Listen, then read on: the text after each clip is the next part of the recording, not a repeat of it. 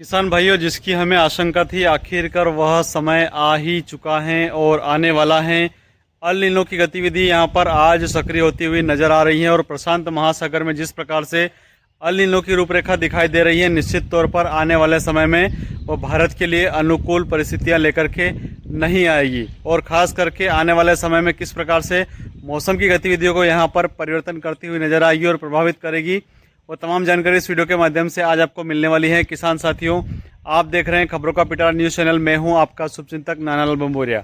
चलिए शुरुआत करते हैं। आखिर किस प्रकार से इस बार सूखे की स्थिति रहेगी या फिर बाढ़ की संभावनाएं बनती हुई नजर आ रही है। इसके साथ में आने वाले समय में मौसम किस प्रकार से यहाँ पर अपना करतब दिखाएगा और मानसून कब तक मध्य प्रदेश में एंट्री करेगा।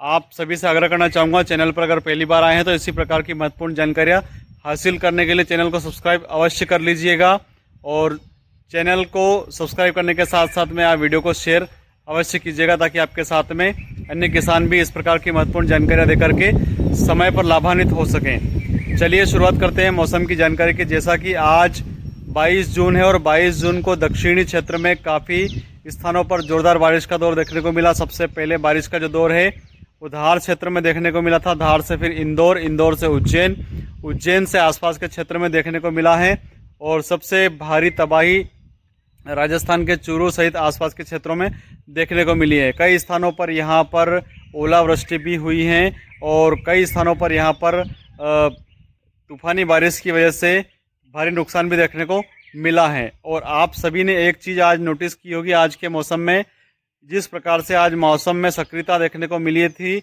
और पूरे काले बादल आसमान में दिखाई दे रहे थे, लेकिन वो बरसने में कामयाब नहीं हो सके। उसका जो मुख्य कारण है वो पश्चिमी दक्षिणी हवाओं का रौद्र रूप यहाँ पर दिखाई दे रहा है। किसान साथियों, एक बात को गंभीरता से आप नोट कर लीजिएगा। अभी पिछली पोस्ट में मैंने किस दिशा में हवा चल रही है इसको लेकर के फेसबुक पर एक सर्वे मंगवाया था और अधिकतर किसानों का कहना था कि हमारे यहाँ पर दक्षिणी पश्चिमी हवाओं का रौद्र रूप दिखाई दे रहा है। मतलब कहीं पर भी आपको उत्तरी हवाएं, पूर्वी हवाओं का रूप यहाँ पर दिखाई नहीं दे रहा है और इसी वजह से यहाँ पर खंड स्वरूप वर्षा का जो प्रभाव है वो देखने को मिल रहा है। जिस प्रकार से यहाँ पर हवाओं में अगर परिवर्तन नहीं होता है तो निश्चित तौर पर आपके क्षेत्र में अच्छी बारिश की कल्पना नहीं की जा सकती है। अब वर्तमान में जो मध्य प्रदेश के जो हिस्से हैं वो दो हिस्सों में यहाँ पर जो मौसम है वो बढ़ चुका है। पूर्व में आप सभी देख रहे थे कि किस प्रकार से यहाँ पर आधा जो हिस्सा है वो दक्षिणी और उत्तरी हिस्सों में यहाँ पर मध्य प्रदेश बटा हुआ था, लेकिन इस बार पूरा उल्टा हो रहा है और इसमें पूर्वी और पश्चिमी मध्य प्रदेश में दो हिस्सों में यहाँ पर बंटवारा हो चुका है। और इसी कड़ी में आप देख रहे होंगे पूर्वी क्षेत्र में जो ग्वालियर, भिंड, मुरैना, दतिया, मंडला, बालाघाट, इंदौर, उज्जैन ऐसे क्षेत्र हैं जिनमें बारिश का दौर देखने को मिल रहा है।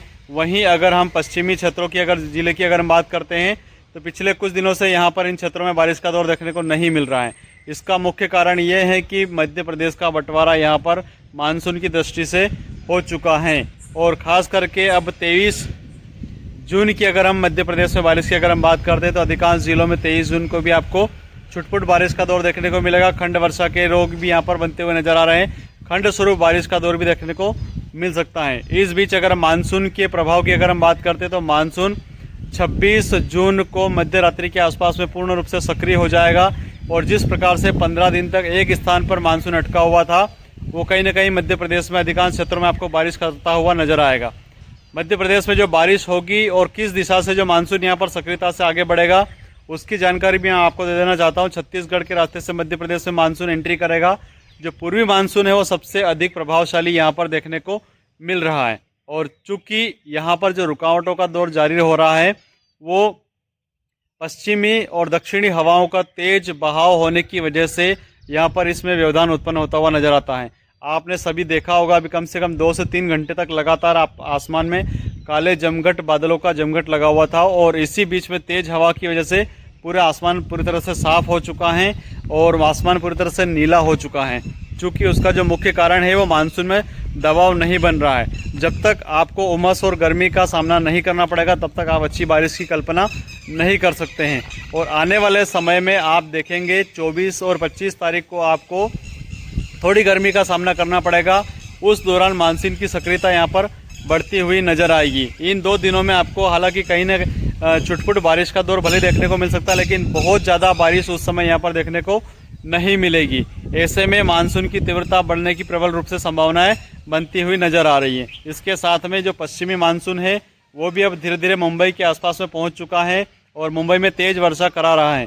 मुंबई को जैसे ही क्रॉस करके आगे बढ़ेगा, उसकी गतिविधि आने वाले समय में, आने वाले वीडियो में आपको बहुत जल्द लेकर के आऊँगा। लेकिन अभी वर्तमान में जो पूर्वी मानसून सक्रियता से आगे बढ़ रहा है और उसी वजह से आने वाले समय में आपको 26 तारीख की मध्य रात्रि से मानसून की दस्तक यहाँ पर प्रबल रूप से कयास लगाए जा रहे हैं कि उस समय यहाँ पर दस्तक देते हुए नजर आएगी। चूँकि रुक रुक कर मानसून की गतिविधि चल रही है और ये जानकारी पिछले कई वीडियो के माध्यम से मैंने आपको बताई भी थी कि रुक रुक कर मानसून चलेगा, अटक अटक कर चलेगा। और चूँकि इस बार खंड वर्षा के प्रबल योग बन रहे हैं और वही यहाँ पर गतिविधि भी देखने को मिल रही है।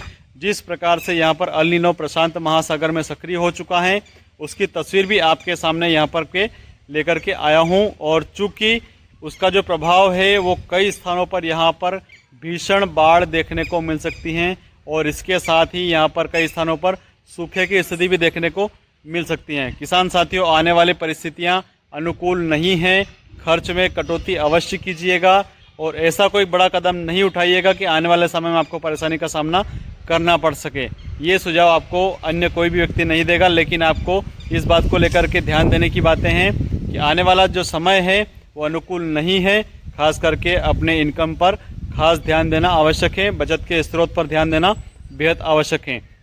तो 23 जून को भी मध्य प्रदेश में कई स्थानों पर आपको बारिश का दौर देखने को मिलेगा। उसके साथ में 24 और 25 जून को थोड़ी राहत मिलेगी, गर्मी का दौर बढ़ेगा और मानसून की सक्रियता के साथ में आपको 26 जून की मध्यरात्रि से बारिश का आगाज देखने को मिलेगा। ऐसी ही महत्वपूर्ण जानकारियाँ देखने के लिए मेरे साथ निरंतर जुड़े रहिएगा और चैनल को सब्सक्राइब करके वीडियो को ज़्यादा से ज़्यादा शेयर कीजिएगा ताकि आपके साथ में अन्य किसान भी लाभान्वित हो सकें, सावधान हो सके, सतर्क हो सके। इसी आशा विश्वास के साथ आपका नानालाल बंबुरिया, टीवी न्यूज़ रिपोर्टर।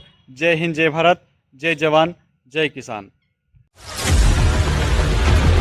प्रशांत महासागर में तेजी से मजबूत हो रहा अल नीनो आने वाले दिनों में दुनिया भर के मौसम को पूरी तरह बदल सकता है।